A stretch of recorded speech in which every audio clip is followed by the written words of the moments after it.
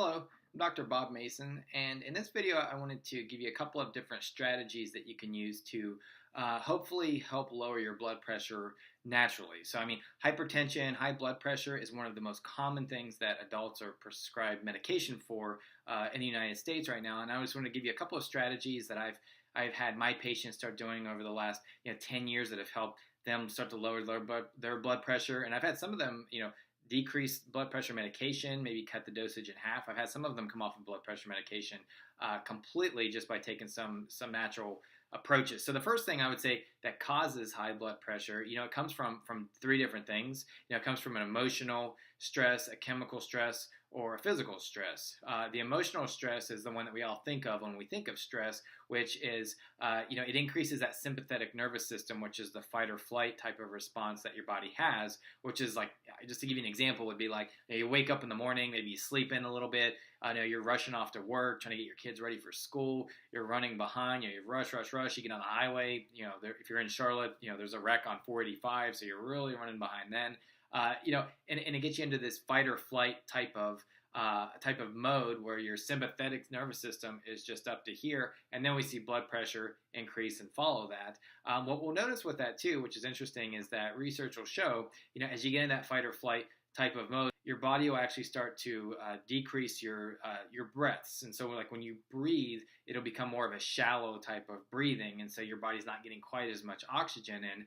Your heart's having to try and work harder and pump harder, and then there you go, boom, there's your high blood pressure. So a pretty effective strategy is pretty simple. It's just taking a couple of times during the day. I'll tell my patients to take your lunch, and if the weather's nice, go outside, kind of get by yourself, kind of slow down and try and take very deep breaths that go in through your nose and out through your mouth. We call it belly breathing because the oxygen comes in and just floods your body, which helps to reduce blood pressure because now your heart's not having to work as hard as it typically would to get that same type of oxygen and blood pumped out to different parts of your body. Similar with exercise. This is how exercise is shown to decrease blood pressure as well, because you get on the treadmill or you do some sort of workout where your heart rate is up and you're breathing heavy, you're taking in massive amounts of oxygen, increases endorphins, makes you feel good, but it also starts to lower your blood pressure as well because your heart's not going to have to work, quite as hard. So do that a couple times during the day, and you'll see some significant results. The second thing, though, that'll cause high blood pressure is the chemical part of this,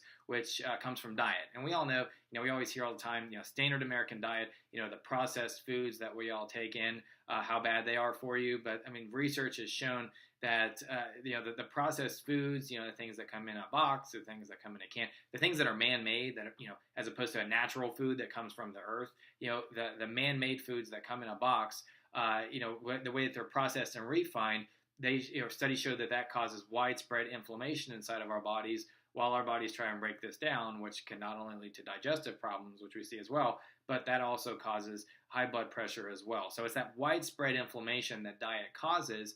And I know Time Magazine put out an article back in, I believe it was like 2004, and they were showing how they can link inflammation in the body to all sorts of different diseases. And it seemed like blood pressure showed up first, blood pressure problems, but then they would also show how that links to autoimmune problems, and then even cancer. Easy thing to do there is to during the week try and add in some natural fruits, some natural vegetables.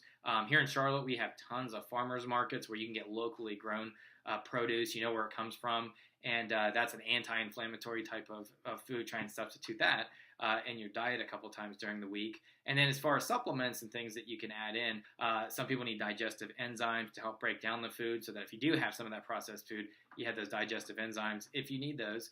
Rosemary has shown to decrease blood pressure, and then fish oils that some people need to take because of, we have the omega-3s, the omega-6s, omega-3s to omega-6, there should be a ratio. With most Americans, it's actually flipped. It's reversed. We have more of the omega-6s and the omega-3s than we need, and the ratio is off. So some Americans need that as well.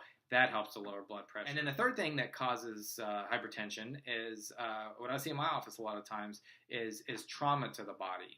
And I'll see tons of patients that come into my office and, for example, maybe they come in with, say, like neck problems or headaches. And so we're working on to help decrease the neck pain, decrease the headaches. Well, a lot of studies have shown that chiropractic care can actually help reduce blood pressure. And there was a landmark study back in 2007. WebMD actually picked this up and published it.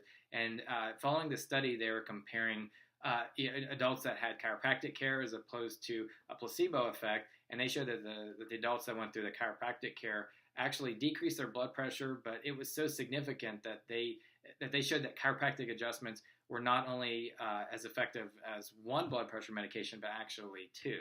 And so, like, I'll see these patients come in, and we're treating them for neck pain, and then, you know, as they go along, they'll notice, hey, my blood pressure is decreasing, and I was able to come off my blood pressure medication, or I was able to cut my dose in half, which just shows that your body's functioning better, and your body's healing, and the inflammation is starting to subside inside of your body. I'll see this also. I'll see the patients that, can deal with their stress. The emotional stress doesn't affect them as well, or they don't have it as much as you would think. They have a pretty good diet, and then the chiropractic care might be the missing link with that. So hopefully you get some great information from this video. If you have any questions, feel free to give us a call. Check out my website. We have tons more information on there as well, and hopefully see you soon.